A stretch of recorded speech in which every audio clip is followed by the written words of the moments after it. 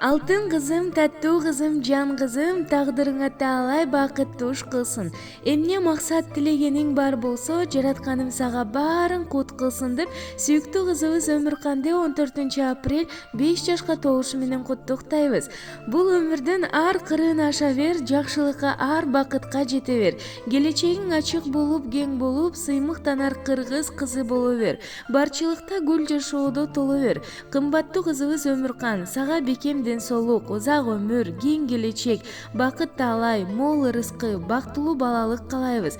Өркүнүң өсүп, ар бир жашыңды кубаныч коштуп, чоң энеңдин сыймыктанар кызы болуп, тилеген тилектериң орундалып, ак жолуң ачык болуп, көңүлүң куунак болсун деп атасы Улан, апасы Айнура куттукташат.